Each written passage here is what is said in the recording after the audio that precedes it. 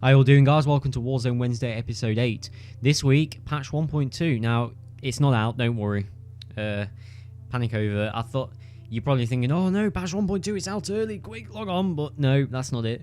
What I am here to talk about patch 1.2 because there's been a lot of new announcements and official announcements regarding patch 1.2. So for anyone who watched the live stream yesterday, it was a guild summit. They were live streaming it online, which was brilliant to see. You know, some stuff they weren't live streaming, but all the major announcements they were live streaming, which was brilliant to see. So the first major thing that they're adding in this patch, really, there's three key areas that they're going to be addressing, and that's they're adding a new flashpoint, a new operation, and a new Warzone, which is excellent to see. Finally, we're getting a new Warzone. We've needed new PvP stuff right from the beginning, so brand new Warzone is excellent to see, and it is sounding good. So let's start off with the new Warzone. This Warzone is called Navarre Coast, and it's similar to Hutball in the sense that you can either play it Republic versus Empire or players of the same faction. It's two teams in an epic battle to control multiple mortar locations and use them to bombard vulnerable enemy bases. Like the Hutball, it can be played in the same faction. So that sounds pretty cool. Again, I really like what they're doing with the war zones.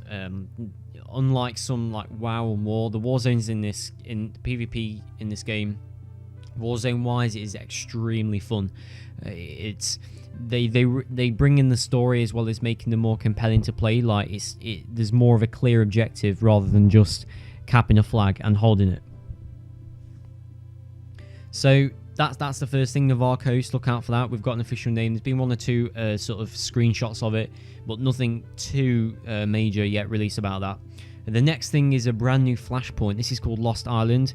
It continues the Chaos Under Siege flashpoint from game update 1.1 Rise of the Ratghoul. So this patch, you know, it's sort of being titled Rise of the Ratghouls Part 2 sort of thing. You know, they are continuing that story, which is excellent to see. And that flashpoint, players must survive a menacing island of mystery on Old Man as they hunt for clues to the Ratghouls virus outbreak that ravaged the Tion Hegemony. You know, so I wish game developers would just use much simpler names. It'd be so much easier.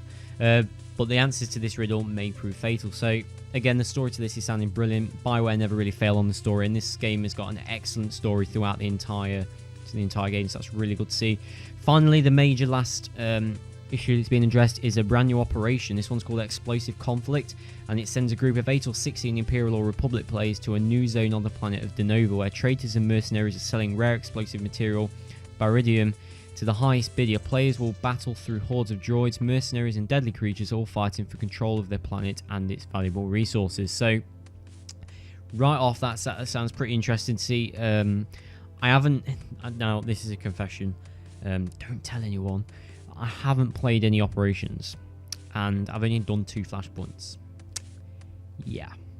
I am, when I say I like PvP, that's the only thing I play. Like, the only PvE I actually play is when I'm questing. So, when I'm saying I'm getting bored of this game, I don't really think I can come to a common, like an official conclusion, I should say, because I haven't really explored a lot of the game's content. But when this patch is out, I'm going to be playing a lot more PvE as well as PvP, so that's good to know.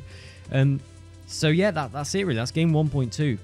That's the patch that's coming out. It has been delayed to early April. It was meant to be coming out around about mid-March time, but it has been delayed, unfortunately.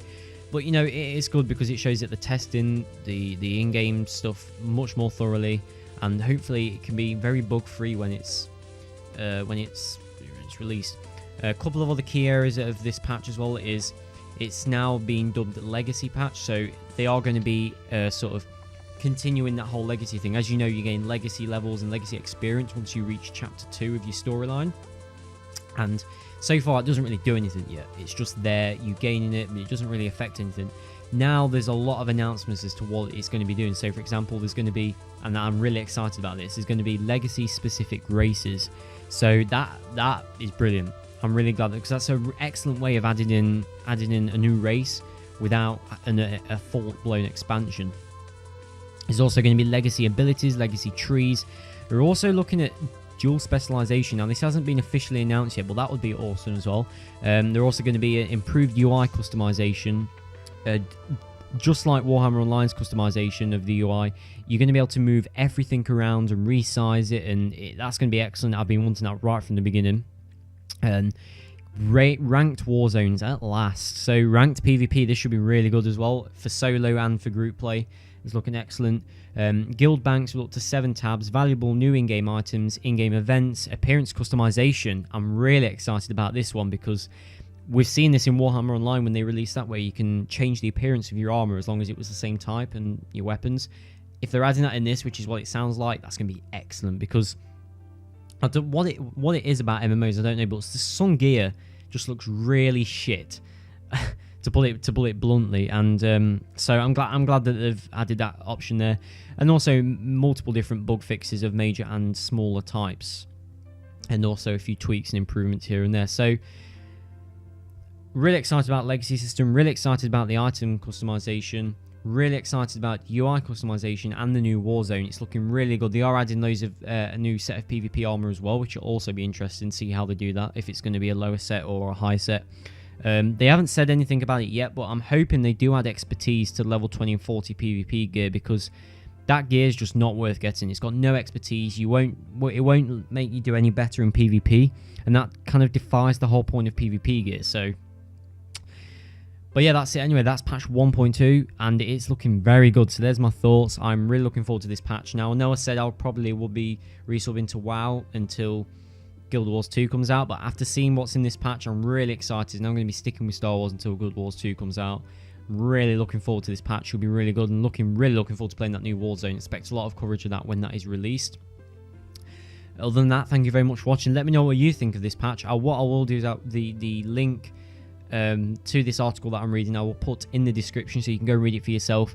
But there's also a full list of everything on the Star Wars: The Old Republic website, so be sure to check that out as well. If I can find the exact link to the article there, I will release that. But yeah, I'm really looking forward to this patch. Let me know what you think. What are you looking forward to in this patch? What would you like to see in this patch and future patches? And don't forget to leave your comments for the next week's episode. Other than that, thank you very much for watching, and I'll see you later.